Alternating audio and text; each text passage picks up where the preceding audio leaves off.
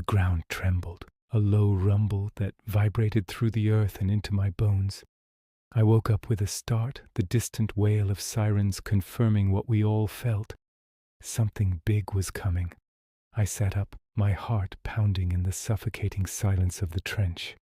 Beside me, Thomas was already awake, staring into the pre-dawn gloom. He'd become like an older brother to me during my time here, always with a quick smile or a reassuring word, but not today. Today his face was a mask of grim resolve, his eyes fixed on some distant, unseen point.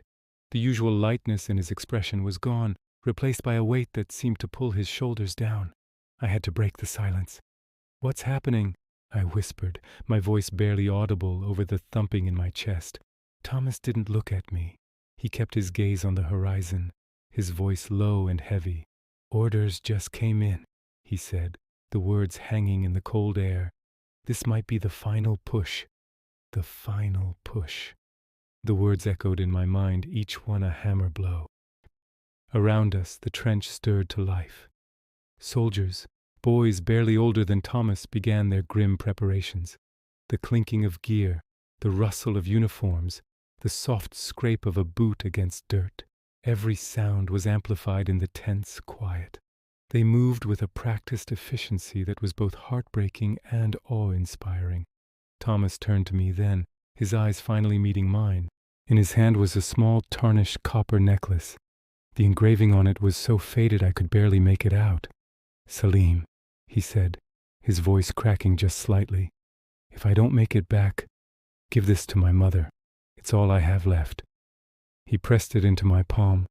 It felt cold and heavy, a stark contrast to the warmth of his hand. I froze, staring at the small piece of metal. How could he say that? He was only 17. He was supposed to be thinking about his future, not whether he'd have one. I wanted to promise him I would. I wanted to say, "Of course, Thomas, but you're coming back with me." But the words wouldn't come. I couldn't make a promise I didn't know if I could keep. What if the time shift happened again? What if I was ripped from this moment before it was over? I just stood there, speechless, the weight of his request crushing me. The sky began to pale, shifting from inky black to a bruised purple. The moment was approaching. The distant glow of artillery began to light up the horizon, casting long, dancing shadows within the trench. The air grew thick with unspoken fears and desperate hopes. No one spoke of glory or victory. Instead, I saw trembling hands gripping worn rifles, soldiers clutching faded photographs of loved ones, their lips moving in whispered prayers. The air was a symphony of quiet desperation. A soldier near us, his face smudged with dirt and streaked with tears, mumbled to no one in particular, "We're not heroes. We just want to go home." His words struck me with the force of a physical blow. It was the simple, devastating truth of it all. These weren't characters in a history book. They were boys, husbands, and sons who just wanted to see their families again. The first whistle shrieked, the signal to go over the top. My breath caught in my throat. This was it. Thomas gave my shoulder a firm squeeze, a final, silent goodbye. "Salim, get back!" he shouted over the rising din, pushing me toward a safer part of the trench. But just as he turned to climb the ladder, something impossible happened. The copper necklace in my hand, the one he had just given me, began to glow. It started as a faint warmth, then blossomed into a brilliant, blinding light, the very same glow that had brought me here in the first place.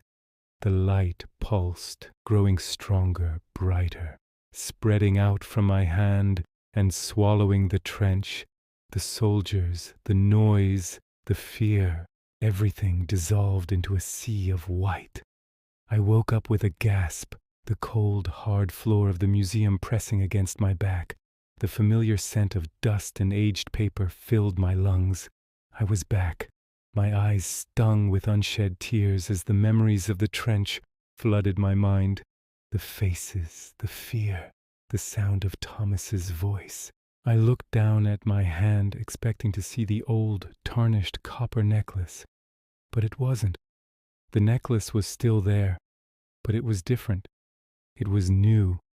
The copper shone as if it had just been polished, gleaming under the museum lights. I turned it over.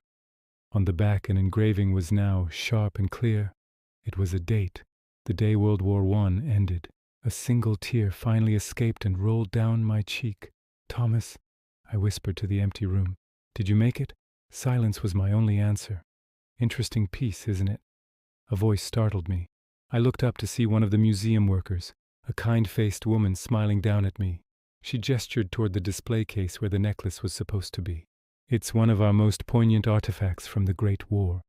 A real mystery. We still don't know where it originally came from."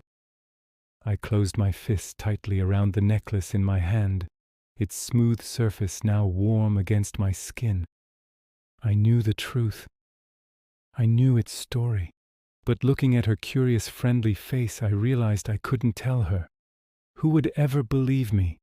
History isn't just made of stories we read in books. It's made of the people who lived them, the moments they endured, and the hopes they carried in their hearts. Thanks for watching. If you enjoyed this story, please like and subscribe for more.